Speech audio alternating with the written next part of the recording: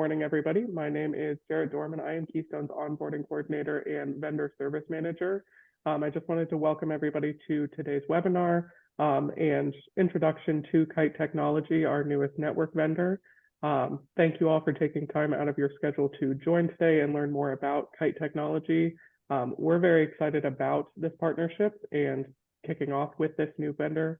I am going to hand things over to Tom Brooks, the VP of Business Development at Kite. And if anybody has any questions during the webinar, use the chat. We are recording this and it will be sent out afterwards, or you can reach out to me or check out their page on the portal. But I'm going to hand it over to you, Tom. Thank you, Jared.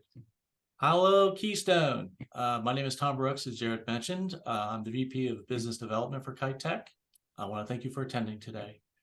Our goal today is to give you some introductory information about our company and shed some light on our culture, our philosophy, and our expertise when it comes to our services that we offer. With that, I'm going to turn it over to Adam Atwell to introduce himself, and he will introduce Jason. Thank you. Thanks, Tom. Adam Atwell here. On the screen, you guys can see we have some pretty colors under my name. I do a lot of Microsoft things. I got a couple of certificates that said I'm good at that. We kind of keep growing and evolving our Microsoft strategy, and that's a regular part of my daily life.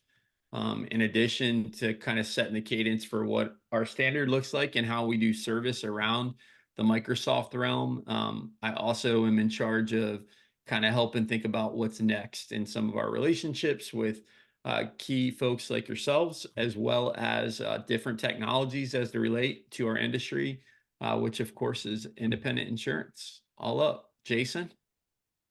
Hi, my name's Jason Goebel. I'm Chief Solutions Officer over here at Kite Tech.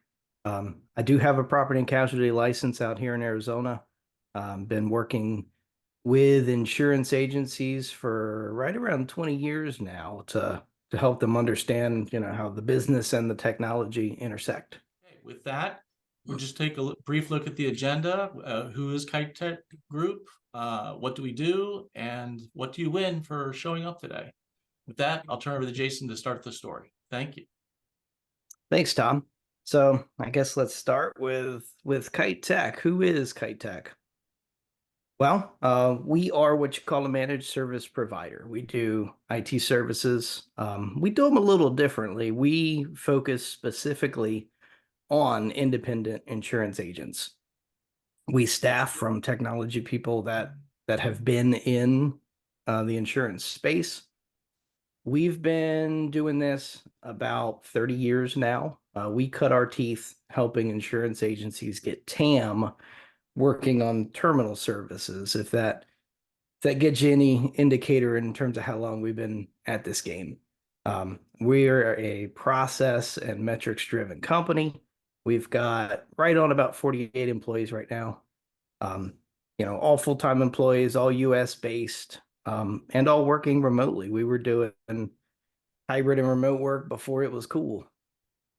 We are regional and national presenters. You'll find us at NetView. You'll find us at AppliedNet. You'll find us at the various conferences around. We have CompTIA Security Trust Mark. So we've got some third-party auditing going on.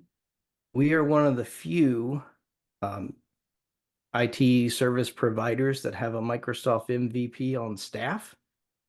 Adam, how many current Microsoft MVPs are there in the world?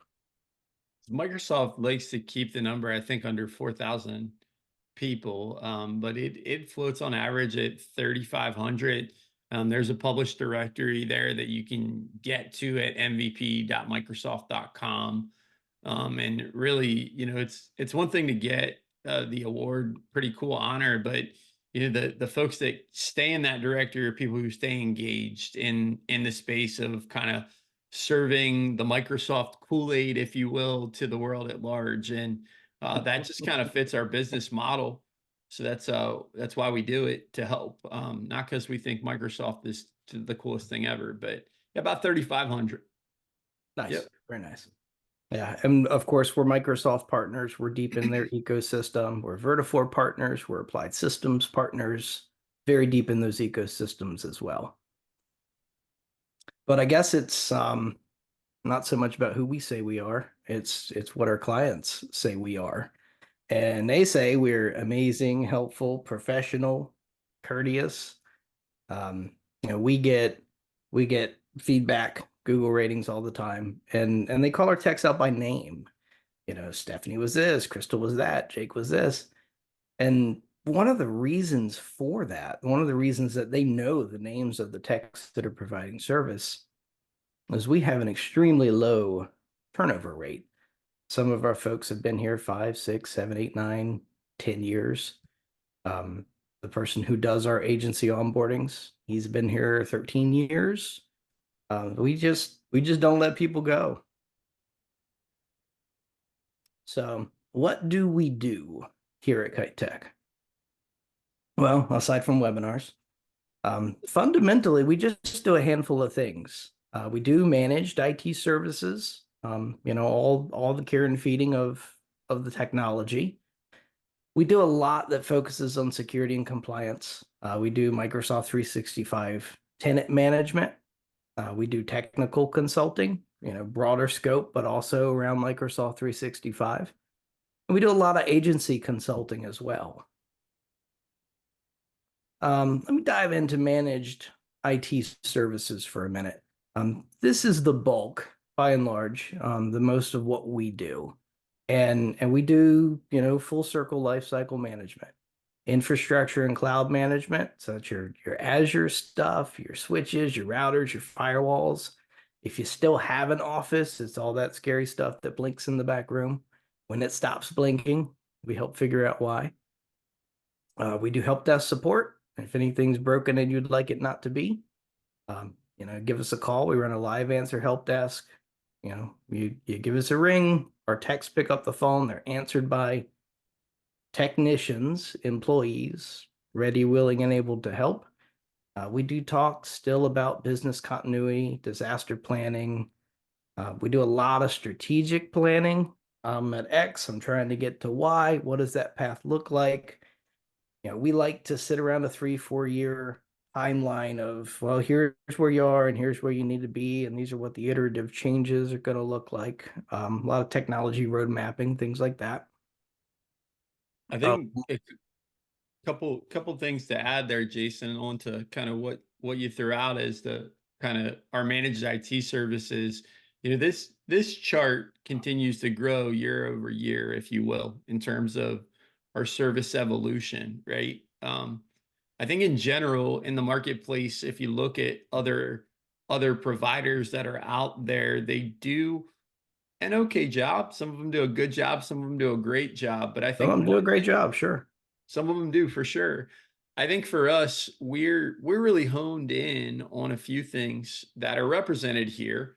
One is just the change, right? Jason, when you say and what the independent insurance needs are as they relate to technology, right? We keep our ear to the ground there. And so this diagram might have looked different 5 years ago, pre-COVID or pre-remote work. And, now it's taking forms of the same thing it used to be, that server in the building, and now it's just moved to Azure or whatever it is.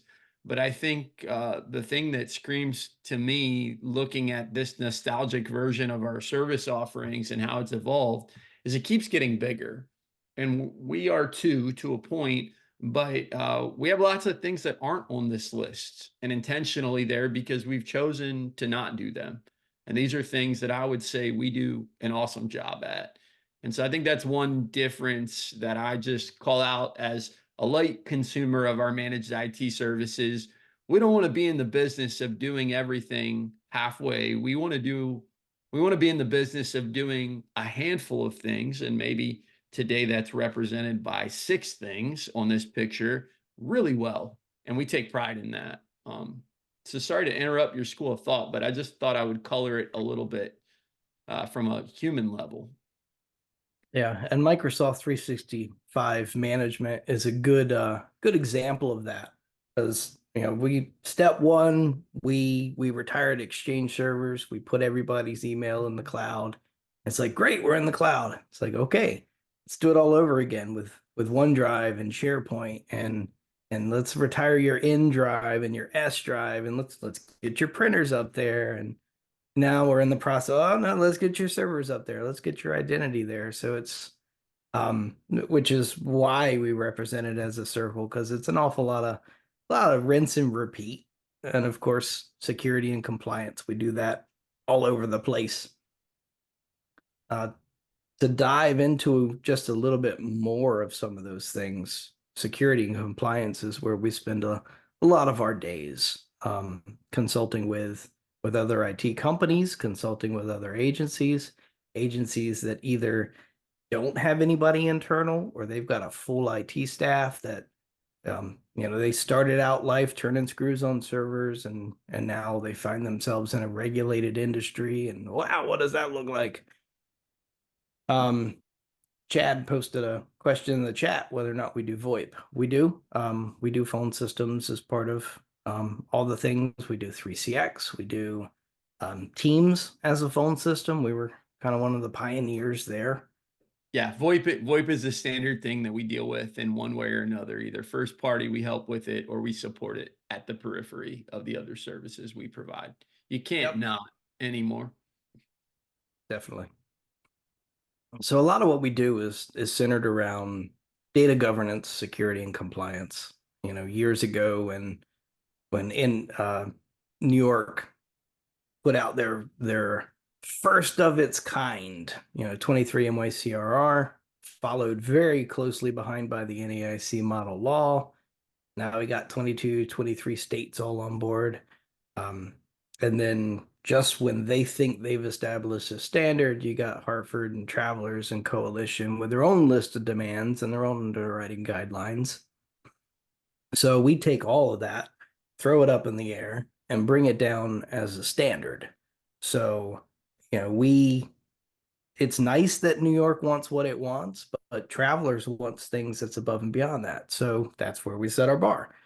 And, everything we do baked into our compliance services meet the highest bar imaginable. So when New York decided to revamp its regulations, it doesn't have 23 parts, now it has 24.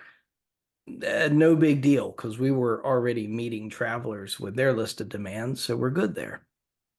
So that's a lot of what we do. Also, a lot of what we do these days in managed services and technical consulting, all centers around our expertise with Microsoft 365 and technical consulting. Who better than a Microsoft MVP to explain that one for you? Sure. Yeah. So there are a couple of things we've highlighted here. Microsoft 365 expert certification. So along the way of, there's always the practical side on the technical certifications of what do you actually need to learn to do your job, right? And a lot of us that are kind of mechanics by nature rip things apart, shred them to pieces, break them, rebuild them. And so that's kind of what we did for a good couple of years in the Microsoft cloud space as we moved from the on-prem expertise in the small business area for servers and moved into Microsoft 365. Well, Microsoft kind of, wised up on their requirements in terms of accreditations. And so fast forward, they rebrand themselves more than anybody. They change the name of things all the time. But they have this bar called Microsoft 365 Expert. It used to be called Microsoft 365 Enterprise Expert. And that's the test that I had to pass for us. And so we have others that are following in the footsteps of myself specifically in getting those expert certifications. A lot of MSPs don't have them. They don't even have one of them. And so we have that. We have a lot of other intermediate certifications we're in pursuit of. And we'll get a couple more expert certifications along the way. But that's kind of on paper. We have credential, right? Kind of like saying you have a college degree. Second part of that is the Microsoft 365 Modern Workplace Cloud Solutions Partner. What does that mean?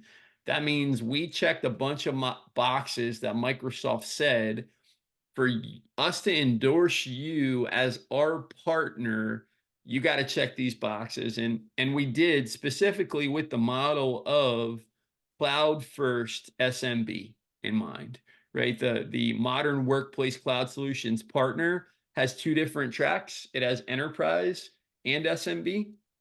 Enterprise is defined by 300 or more users in Microsoft terms. So we went after the SMB one first. Of course, that's the market we serve. We got that over a year ago, and we have met 70% of the requirements for enterprise. If we brought on board a couple of 300 seat clients, we would be an expert in the enterprise modern workspace as well. So that's kind of who we are as a business, where we focused our efforts. Cloud first mentality is something we saw coming years ago, and we continue to double down on that. But at the same time, we also have this scalability that we saw Microsoft built in their platform. And we're really focused on understanding how to scale to meet agencies' needs, whether they scale down or scale up. All of the plans we have are thought through a lens of how do things change. And then, of course, these last two of considering tomorrow's needs today, Microsoft 365 continues to evolve. The service that you paid $22 per seat for yesterday is different than it was 6 months ago and 6 months before that. And it will continue to change as things like regulatory and compliance needs change. Microsoft will respond to those as well. So the things Jason described that we do from a security and compliance standpoint of looking at travelers, looking at the other big boys making moves to stay with the industry, we're looking at them too. And we're drawing the lines to the technology tools that you need to do your job. And so we continue to keep a beat on that. The last piece here is the reality we've started to face of we got rid of a bunch of servers and now they're all gone, but wait, they're back, whether it's an applied BDE environment where you need to dump SQL somewhere because the reports you get first party aren't good enough, or DS Pro. DS Pro, right? A legacy application that you need access to, or maybe you have a remote workforce overseas that you need a secure way to provide them access to your environment so you meet your compliance and security requirements. All of those things equal Azure infrastructure in some way, shape, or form most times.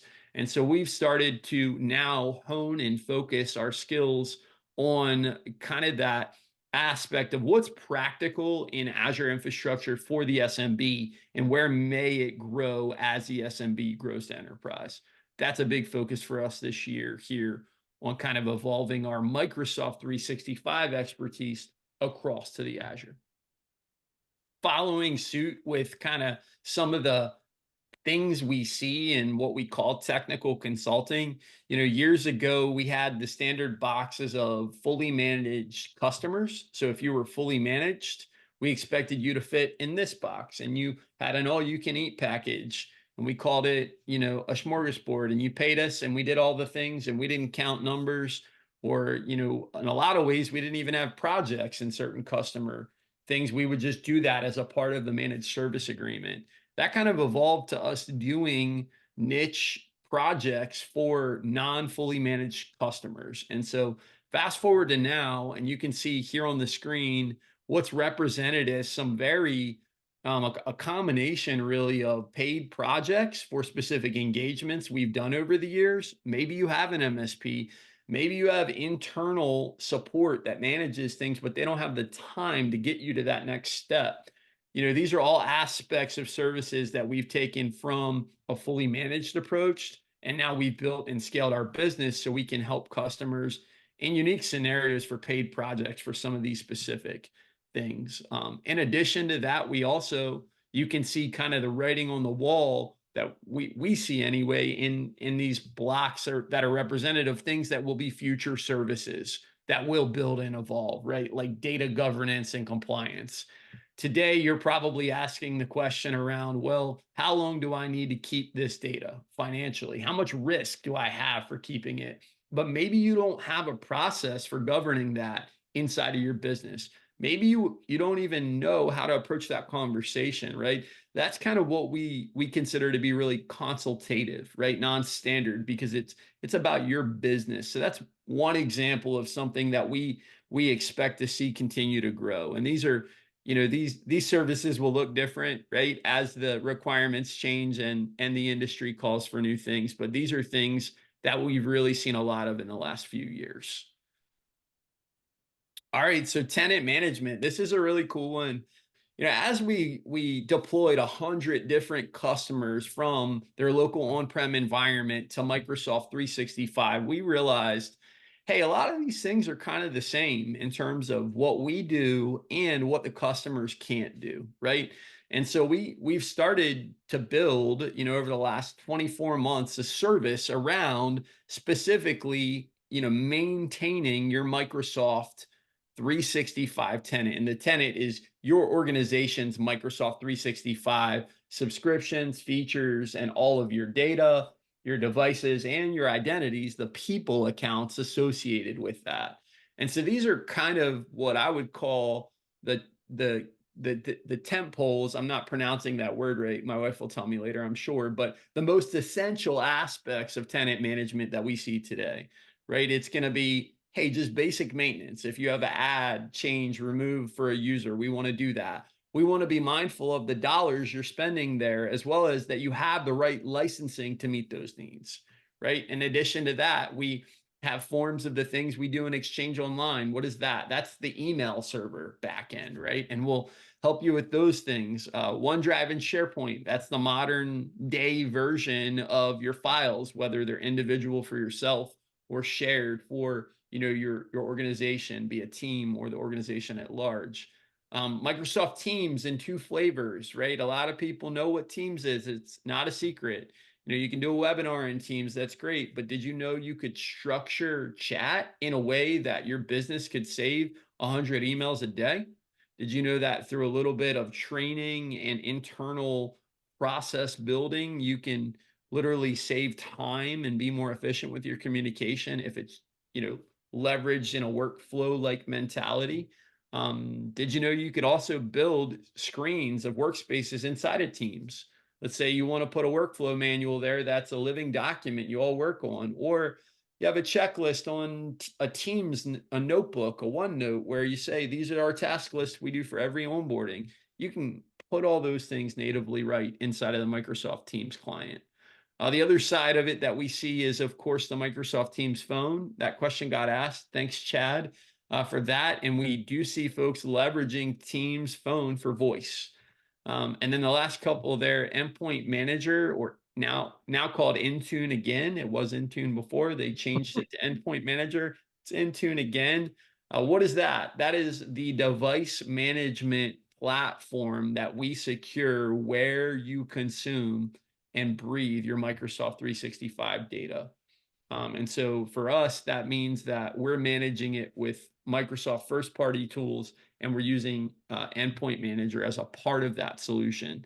The other part from a security standpoint is Defender for Office.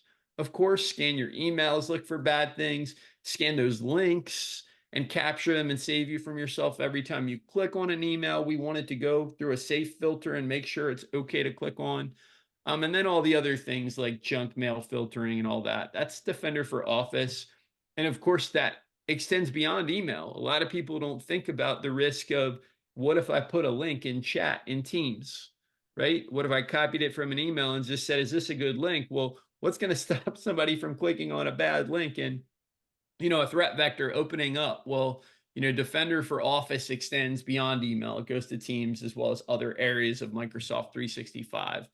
And then Defender for Business is really the desktop endpoint antivirus and, you know, vulnerability management solution to help make sure that you're at your device level, things are secured and locked in and you're protected at each individual device.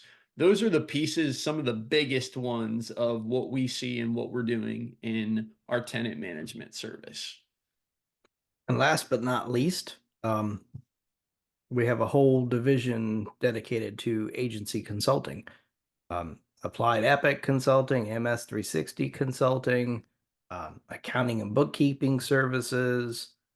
We do a lot with migrations. You know, you're coming from X and going to Y, data cleanup, workflows, procedure manuals, even as far down as like custom proposals and things like that. We have a whole team that do those things. They actually came from insurance agencies, and that's the real it's the real value there. Like when you're moving from X to Y, if you're moving to Applied Systems Epic, for example, maybe it's from TAM, maybe it's from Sajida, who knows? Applied's gonna, assign you some onboarding folks, and they know the product very well. What they don't know is the insurance industry. They've never actually sat at the desk and done the job. So, we kind of run alongside those guys, pair it up really well, and really drive it from the agency side. I mean, they do a very good job of, this is the technology and this is the thing. Our folks will come in and say, okay, well, this is what it's going to feel like when you deploy this. So let's think strategy, let's think training, let's think education. So it's a really good partnership there. We have an upcoming session about Applied Epic Consulting, so I won't spend a whole lot of time going into that, but definitely be sure and register for that session. That'll probably be headed up by Lauren, who runs that team. She's a phenomenal presenter. You'll catch her at AppliedNet all the time. That should be a good time. So let's talk business technology assessment, because that's probably why you guys all showed up today. What did I win? Well, with the business technology assessment, looks a little different for each agency.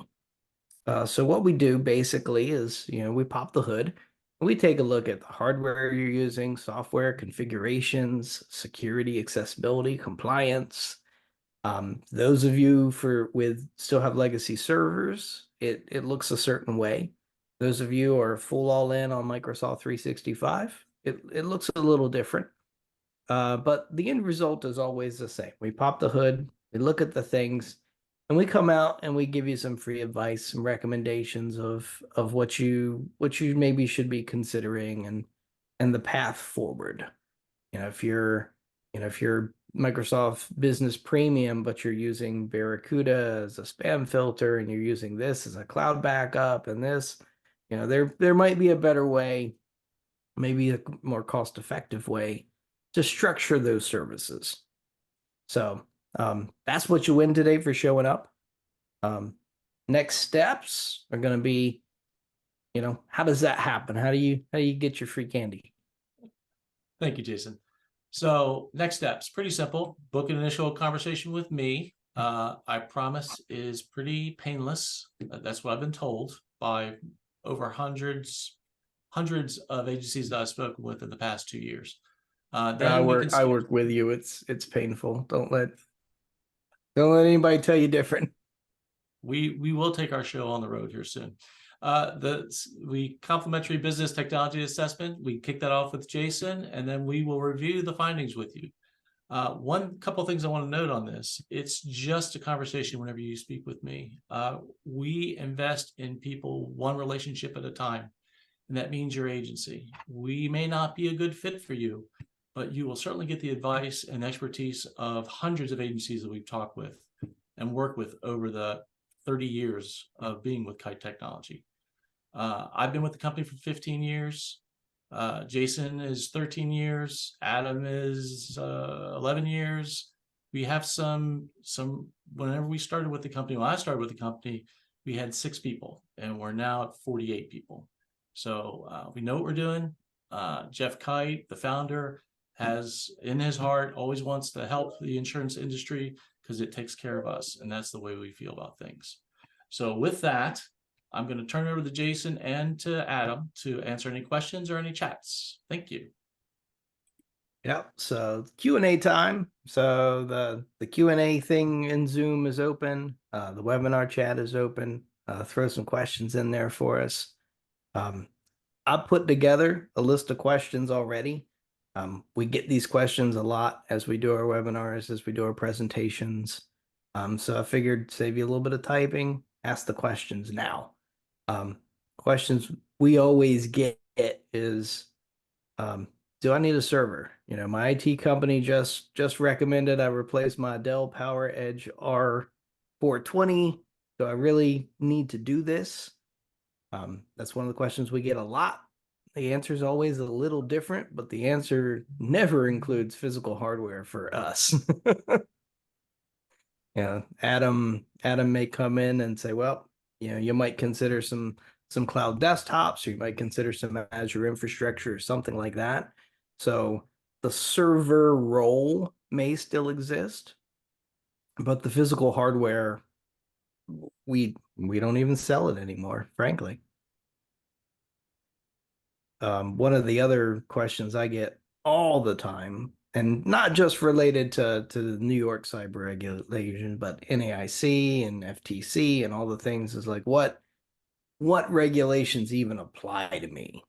And we talk with agencies all the time. Back in 2017 or so, everybody was really concerned about meeting the regulation.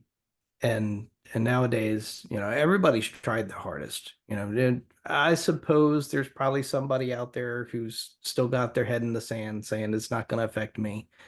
But by and large, all the agencies I run into and talk with, they've really tried their hardest to do the best job they could, getting all the things together, and they still don't feel like they have it down.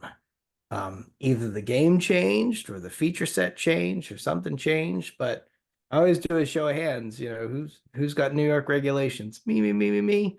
Who feels good about how they've met those compliance? And all the hands drop. So we do a lot of that stuff. All right. So Carla asks, what's an onboarding process like? How long does it take? How daunting of a task is it for an agency to change their IT vendors? Excellent question. Onboardings typically take anywhere between 45 and 90 days. Ultimately depends on the complexity and the environment, things like that. I would say expect a 90-day window of time frame of transition of services. And if it goes faster, feel good about that. How daunting of a task is it? It's really not that bad. When you think about physical servers, Adele is Adele is Adele. When you think about Microsoft 365, it's a common playground. So if you're already in Microsoft 365, moving that stuff around is not too difficult. The challenges and difficulties really come along if and when your security isn't where you want it to be and where you need it to be. So it's not so much moving the IT vendor, it's climbing that ladder of security, of operational maturity. That's where you start to feel the pain points, and that's where change management is a really critical part of the process.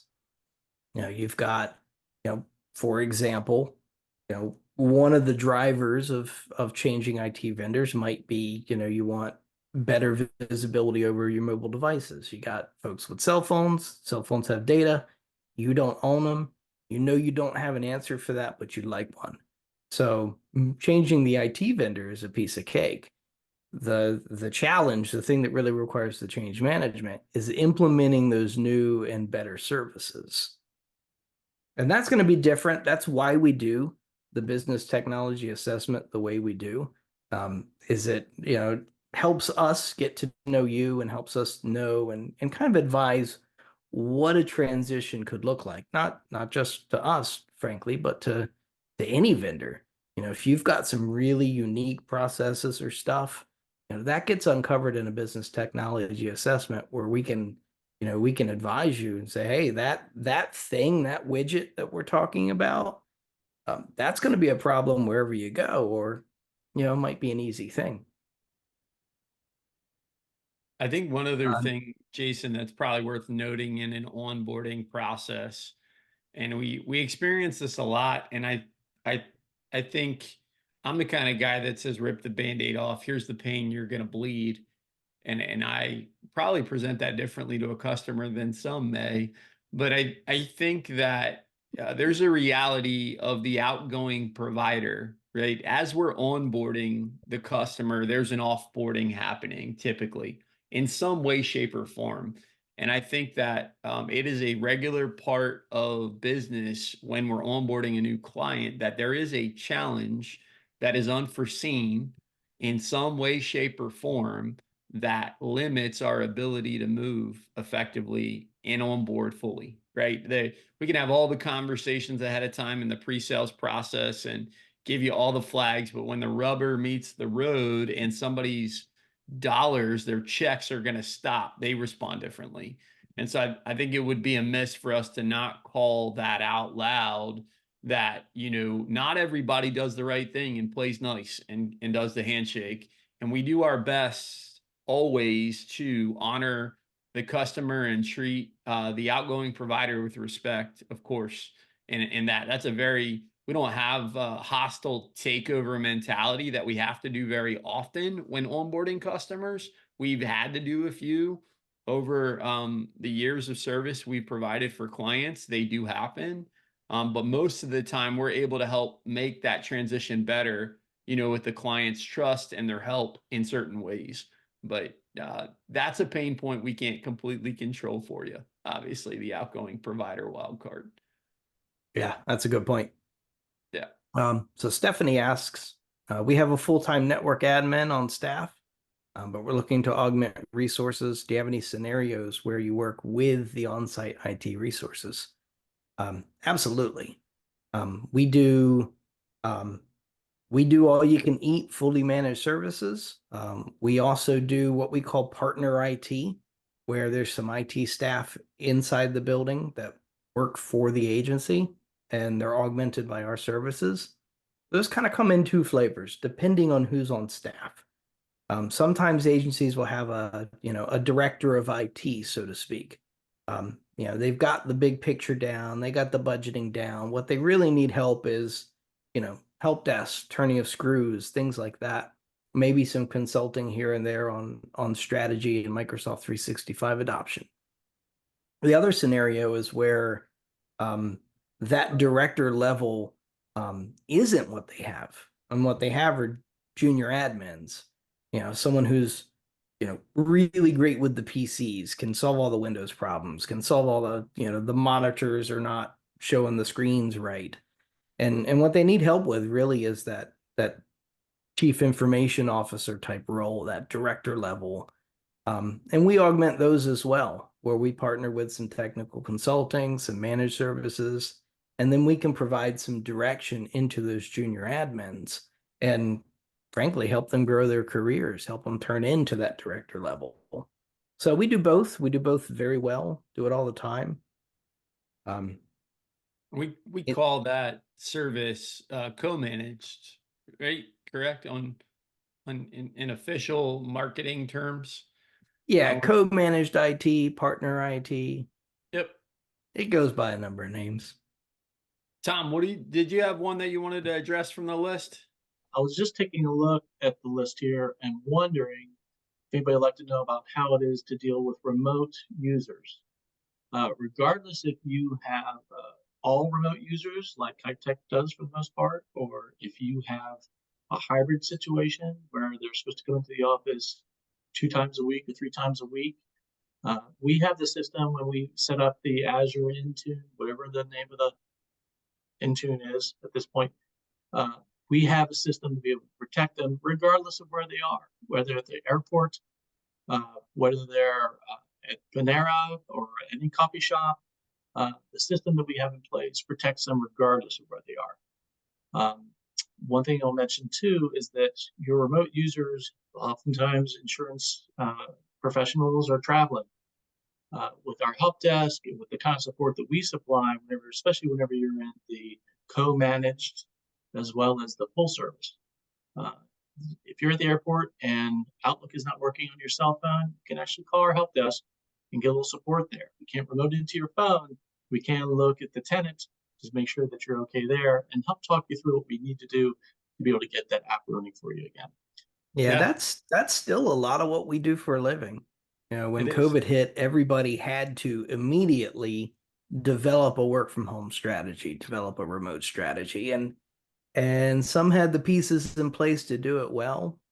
Most didn't have the pieces to do it well, but they had to do it anyway.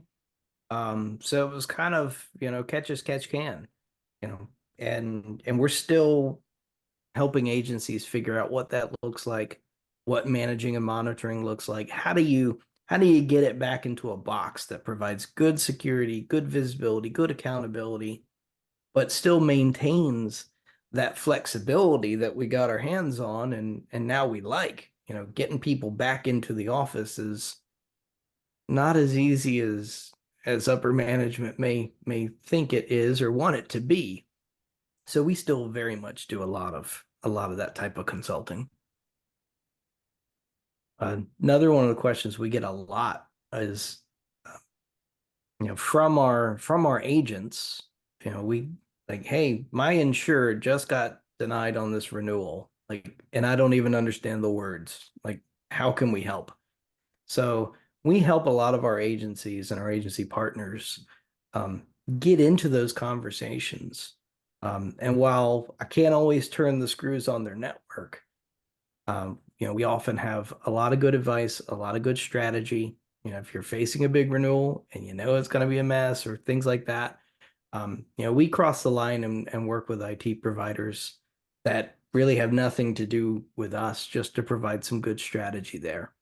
We often find that there's not a whole lot getting in the way between that cyber liability renewal. Maybe a couple of things fell off the map, and if we just know what they are and we can pinpoint them, we can put a strategy in place, or maybe solve it with a product purchase or something like that. We do a lot of that consulting as well. That's the advantage of partnering with an IT company that happens to know the insurance industry so well. I promised that we would not take too long. If there are any other questions, I think we should come to a conclusion. Feel free, though, to the contact information is there for you to reach out to any one of us here at Kite Technology. More than happy to respond to your questions and be there to help you in any way that we can. All right. Thank you, everybody, for joining today. Thank you, Kite, for hosting us and kicking off this vendor relationship. As I said, their contact information is on the screen. If anybody does have any questions, feel free to reach out to me and I can get you in contact with them. We do have a page posted for them on our portal, so you can go out there and read some more information, and they will be sending out the recording for this, as well as any other follow-up information. But again, thank you, Kite, and thank you, everybody, for joining today, and have a good afternoon. Thanks, everyone. Take care.